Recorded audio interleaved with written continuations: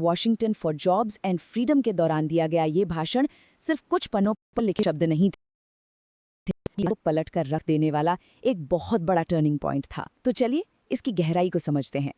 Okay, let's dive into this.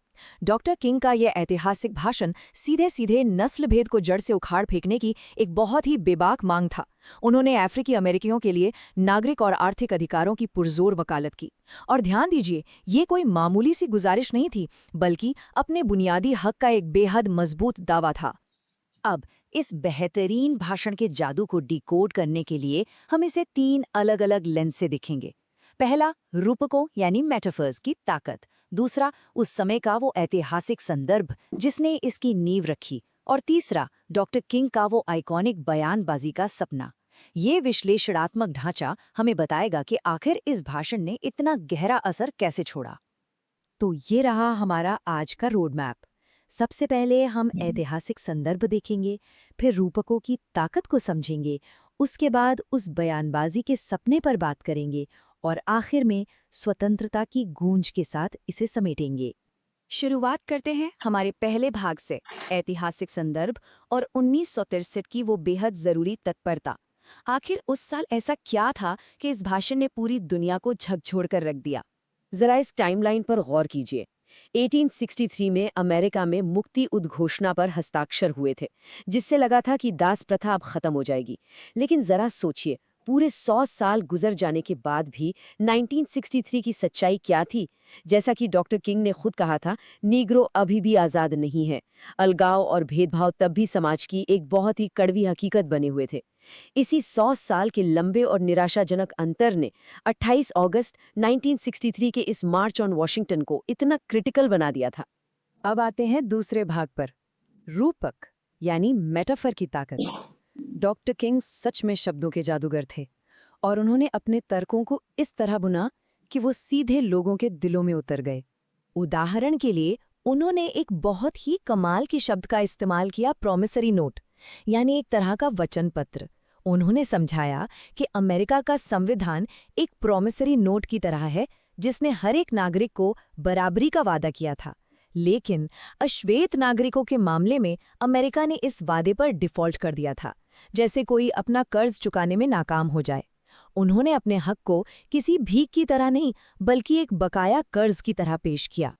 और ये बहुत ही शानदार तरीके से दर्शाता है कि डॉक्टर किंग कैसे अपने शब्दों से हमारे दिमाग में एक पूरी तस्वीर बना देते थे। एक तरफ उन्होंने निराशा के पहाड़ की बात की और उसके ठीक सामने निर्णय की घाटियों को खड़ा कर दिया। शब्दों का ये खेल, ये भौगोलिक और भावनात्मक विरोधाभास सच में उनकी भाषा पर जबरदस्त पकड़ को दिखाता है। सुनते ही पूरे संघर्ष का नज़ारा आंखों के सामने आ जाता है। बढ़ते हैं तीसरे भाग की तरफ, बयानबाजी का वो सपना जो भविष्य के लिए एक स्पष्ट दृष्टिकोण था। ये इस भाषण का चरम बिंदु था, जो सीधे तौर पर अमेरिकन ड्रीम की जड़ों से गहराई से जुड़ा हुआ था। यहाँ एक बात नोट करने वाली है कि डॉक्टर किंग ने सिर्फ हवा में या अमूर्त बातें नहीं की। अपने सपने को जमीन पर उतारने के लिए उन्होंने जॉर्जिया और मिसिसिपी जैसी बिल्कुल विशिष्ट जगहों का नाम लिया। इन रियल लोकेशंस का नाम लेने से उनका वो सपना बिल्कुल सच और ऐसा लगने लगा जिसे महसूस किया जा सके। उन्होंने लोगों को साफ साफ दिखाया कि असल में बदलाव कैसा दिखेगा। और फिर आता है वो आइकॉनिक वाक्य जिसने इस पूरे एक्सप्लेनर को एक गहरी भावना से भर दिया है। उन्होंने कहा कि लोगों को उनके चरित्र के आधार पर आंका जाए, ना कि उनकी त्वचा के रंग के आधार पर। इस एक लाइन में चरित्र और त्वचा के रंग का जो कठोर विरोधाभास है, वो सीधे दिल पर चोट करता है। ये वाक्य पीढ़ियों के दर्द और एक नए कल की उम्मीद को सिर्फ कुछ ही शब्दों में समेट लेता है। अब पहुंचते हैं हमारे आखिरी भाग पर, स्वतंत्रता की गूंज, यानी उनका अंतिम आवाहन। यहीं पर यह भाषण एक बहुत ही शक्तिशाली निष्कर्ष में बदल जाता है। भाषण का अंत आते आते ऊर्जा अपने चरम पर पहुंच जाती है।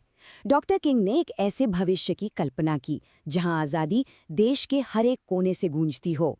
एक ऐसा समय जहां हर कोई सारे भेदभाव भुलाकर भाईचारे के साथ एक दूसरे का हाथ थाम सके। सबसे बड़ी बात ये थी कि ये नफरत या गुस्से की आवाज़ नहीं थी, बल्कि पूरे देश को एक साथ लाने वाला एक बेहद सकारात्मक और शक्तिशाली संदेश था। तो इस विश्लेषण के अंत में एक बहुत ही गहरा सवाल खड़ा होता है। 1963 में डॉक्टर किंग ने जिन शक्तिशाली रूपकों का इस्तेमाल किया था, वो आज के मॉडर्न समाज में समानता की हमारी समझ को कैसे चुनौती देते हैं? क्या हम आज सच में उस सपने को जी रहे हैं? इन ऐतिहासिक शब्दों की प्रासंगिकता पर आज भी जरूर विचार किया जाना चाहिए। इसी विचार के साथ हमारा आज का ये एक्सप्लेनर यहीं खत्म होता है।